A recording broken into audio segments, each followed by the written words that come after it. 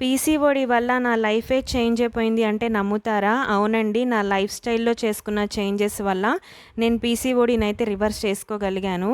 ఎలా చేశాను అన్న దాని గురించైతే ఈ వీడియోలో షేర్ చేసుకుంటాను.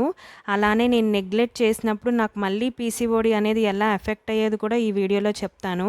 వీడియోనైతే స్కిప్ చేయకుండా చివరి వరకు చూసేయండి. అసలు పీసీఓడి అంటే ఏంటి అంటే పాలిసిస్టిక్ ఓవేరియన్ డిసీజ్ అండి. దీన్నే తెలుగులో నీటి బుడగలని కూడా అంటారు. ఇవి మన ఓవరీలో ఫామ్ అవుతాయి. ఈ రోజుల్లో చాలామంది అమ్మాయిలు ఈ సమస్యనైతే ఫేస్ చేస్తూనే ఉంటుంటారు. ముఖ్యంగా హాస్టల్‌లో ఉండే అమ్మాయిలు. ఇది రావడానికి మెయిన్ రీజన్స్ వచ్చేసి మనం తీసుకునే స్ట్రెస్, సడన్ వెయిట్ గెయిన్, మన బాడీకి ఫిజికల్ యాక్టివిటీ లేకపోవడము, లేకపోతే అన్‌హెల్తీ ఫుడ్ హ్యాబిట్స్ చేసుకోవడము, లైఫ్ స్టైల్ చేంజెస్‌ని సడన్‌గా చేంజ్ చేయడం వల్ల మనకైతే పీసీఓడి అనేది వస్తుంది. పీసీఓడి వచ్చింది అని మనకెలా తెలుస్తుంది అంటే ఇర్రెగ్యులర్ పీరియడ్స్, అలానే ఫేస్ మీద సడన్‌గా యాక్ని రావడము, హెయిర్ రావడము, ఇవన్నీ అయితే పీసీఓడికి ఉండే లక్షణాలండి.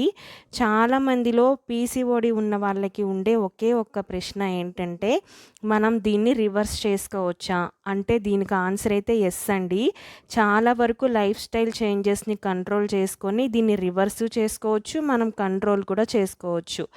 దీంట్లో నాకున్న ఎక్స్‌పీరియన్స్ ఏంటంటే నేను ఇంటర్ చదువుకునే వరకు నాకు పీరియడ్స్ అయితే రెగ్యులర్‌గానే వచ్చేవి, కానీ బీటెక్ కోసం హాస్టల్‌లో జాయిన్ అయిన తర్వాత ఫస్ట్ 6 మంత్స్ వరకు అంతా నార్మల్‌గానే ఉండేది. ఆ తర్వాత ఒక్కసారిగా నాకైతే పీరియడ్స్ ఇర్రెగ్యులర్ అవ్వడం అయితే స్టార్ట్ అయిందనమాట. ఇక్కడ ఇర్రెగ్యులర్ పీరియడ్స్ అంటే ఏంటి అంటే పీరియడ్స్ అయితే 2 మంత్స్‌కి ఒకసారి వచ్చేవి, లేకపోతే అసలు వచ్చేవి కావు.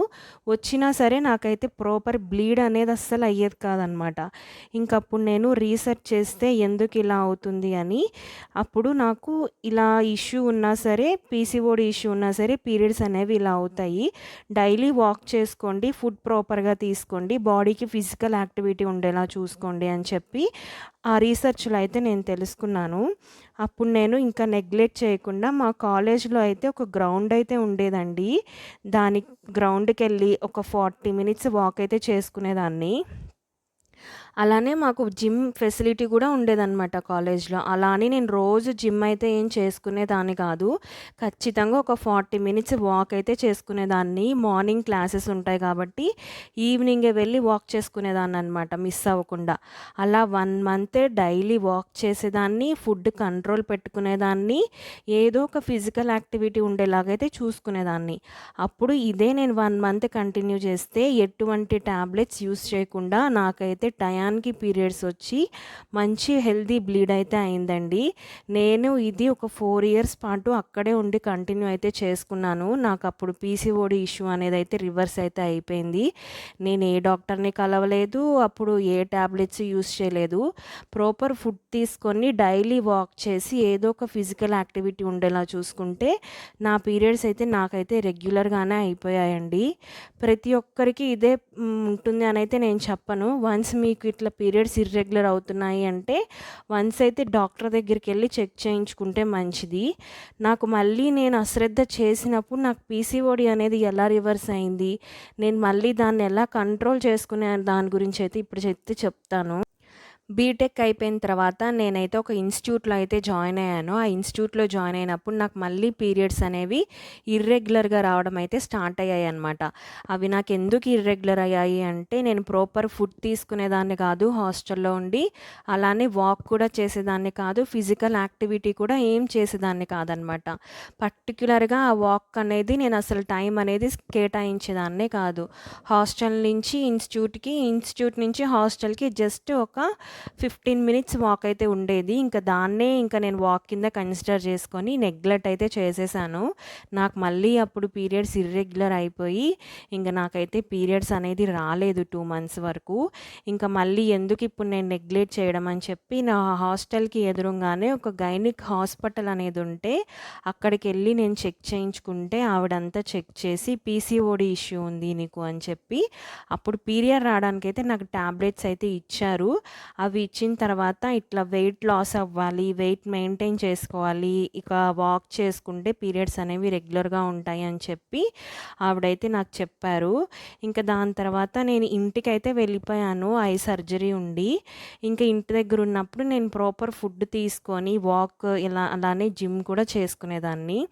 నేను ఎలాంటి ఫుడ్ తీసుకునేదాన్ని అంటే ఇంట్లో ఉన్నప్పుడు వీక్లో ఒక 4 టైమ్స్ బీట్రూట్ని, క్యారెట్ని పైన చెక్కంతా తీసేసి పీసెస్ కింద కట్ చేసి బాయిల్ చేసుకొని అయితే మార్నింగ్స్ తీసుకునేదాన్ని. ఇంకా మార్నింగ్ అదేనండి నా బ్రేక్ఫాస్ట్. ఇంకా ఆఫ్టర్నూన్ లంచ్కి వచ్చేసి ఒక బౌల్ రైస్ మెజర్మెంట్తో తీసుకొని ఇంట్లో ఏ కర్రీ చేస్తే ఆ కర్రీని ఎక్కువగా వేసుకొని ఇంకా అలా తినేసేదాన్ని అనమాట. అలా ఎక్కువ కర్రీ కొంచెం అన్నం వేసుకొని తింటే పొట్ట కూడా నాకు ఫిల్లింగ్గానే అనిపించి నాకు ఆకలి అయితే ఏం వేసేది కాదు. ఈవినింగ్ టైం మరీ అంత ఆకలి అనిపిస్తే ఎప్పుడో ఏదో ఒక ఫ్రూట్, జాంకాయ కానీ అలా తీసుకునేదాన్ని. నైట్ డిన్నర్ మాత్రం 6-6:30 లోపునే కంప్లీట్ చేసేసుకునేదాన్ని. రైస్ అయితే అస్సలు తీసుకునేదాన్ని కాదు నైట్ టైము. నాకు రైస్ వల్ల పీసీఓడి అనేది చాలా ఎఫెక్ట్ అవుతుంది అని చెప్పి నైట్ టైం రైస్ అయితే కంప్లీట్గా అవాయిడ్ చేసేసి తీసుకుంటే 2 రాగి చపాతీ చేసుకొని తినేదాన్ని, లేకపోతే కొంచెం గోధుమ ఉప్మా చేసుకొని తినేదాన్ని అనమాట. ఇంక ఇదే కంటిన్యూ చేసుకుంటే నాకు మళ్ళీ పీరియడ్స్ అనేవి అయితే రెగ్యులర్ అయిపోయి అంతా మంచిగానే ఉండేదాన్ని.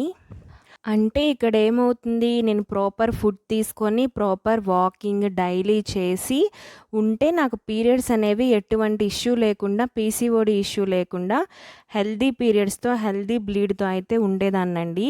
కానీ కొన్ని సార్లు కొన్ని సిచ్యువేషన్స్ వల్ల మనం హాస్టల్లో ఉంటే మనమైతే ఫుడ్ అయితే మనం ప్రిపేర్ చేసుకొని అయితే తినలేం కదా. అలానే నాకు మళ్ళీ ఈ నైట్ షిఫ్ట్స్ వల్ల మళ్ళీ నాకైతే ఇర్రెగ్యులర్ పీరియడ్స్ అయితే స్టార్ట్ అయిపోయాయి. నాకేం చేయాలో ఏం అర్థమయ్యేది కాదు. నాకు ఎటువంటి ఆప్షను లేదు, జాబు మానేయలేను, అలా అని దీన్ని కూడా నేను నెగ్లెక్ట్ చేయలేను. అప్పుడు దేవుడి దయ వల్ల కరోనా ఉండింది అప్పుడు 2021లో అనుకుంటా. ఆ కరోనా వల్ల మాకైతే వర్క్ ఫ్రమ్ హోమ్ ఆప్షన్ అయితే ఇచ్చారు. వర్క్ ఫ్రమ్ హోమ్ అంటే మళ్ళీ మనం ఇళ్ళకెళ్ళి చేసుకోవడానికి ఏముండదు. హైదరాబాద్లోనే హాస్టల్లో ఉండే చేసుకునేదాన్ని వర్క్. నేను పర్మిషన్స్ ఉండే కాదు హైదరాబాద్ దాటి వెళ్ళడానికి. అప్పుడు నేను ఫుడ్ ప్రాపర్గా తీసుకోవాలి అని చెప్పి ఎలా తీసుకునేదాన్ని అంటే హాస్టల్లో పెట్టే దాంట్లోనే తీసుకునే ఎక్కువ మోతాదులో కొంచెమే తీసుకునేదాన్ని అనమాట. అంటే 2 దోశలు తినే దగ్గర ఒక్కటే దోశ తీసుకునేదాన్ని.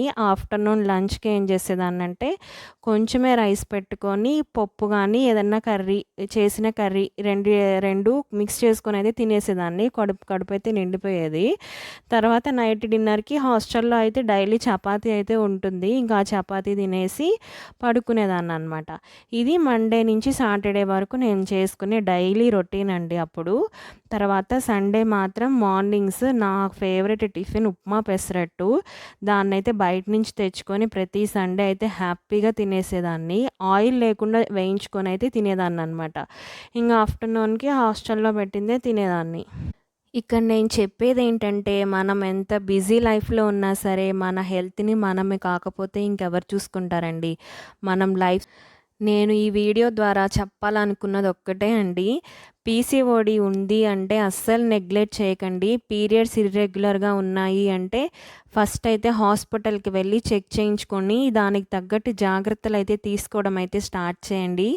మనకి మంత్లీ పీరియడ్స్ అనేవి కరెక్ట్‌గా వచ్చి హెల్తీ బ్లీడ్ అయితేనే కదా మన బాడీ అనేది అంత హెల్తీగా ఉండేది. మనం అందంగా కనిపించాలి అన్నా సరే మనకి పీరియడ్స్ అయితే రెగ్యులర్‌గా ఉండాలి. ఫస్ట్ అయితే హాస్పిటల్‌కి వెళ్ళి చెక్ చేయించుకొని దానికి తగ్గ కేర్ తీసుకుంటూ ఉంటే పీసీఓడి వల్ల మనకి ఎటువంటి ఇష్యూ ఉండదు. పీసీఓడి తోటి మనకి ఎప్పుడు ఇష్యూ వస్తుంది అంటే మన లైఫ్ స్టైల్‌ని కంట్రోల్ చేసుకోలేకపోతే మాత్రం, అంటే మన ఫుడ్ హ్యాబిట్స్‌ని, మన బాడీకి ఒక ఫిజికల్ యాక్టివిటీని ఇవ్వలేకపోతే అదైతే మనకి చాలా ఎఫెక్ట్ అవుతుంది. ఈ రెండిటిని మనం కంట్రోల్ చేసుకొని అన్నీ మెయింటైన్ చేసుకుంటే పీరియడ్స్ అనేవి రెగ్యులర్‌గా వచ్చి హెల్తీగా ఉంటాము. నెక్స్ట్ వీడియోలో వచ్చేసి నేను పీసీఓడి ఉన్నా సరే న్యాచురల్గా కన్సీవ్ అయితే ఎలా అయ్యానో అయితే షేర్ చేసుకుంటాను. ఈ వీడియో నచ్చితే లైక్ చేయండి, షేర్ చేయండి, సబ్స్క్రైబ్ చేసుకోండి. Thank you for watching. Bye.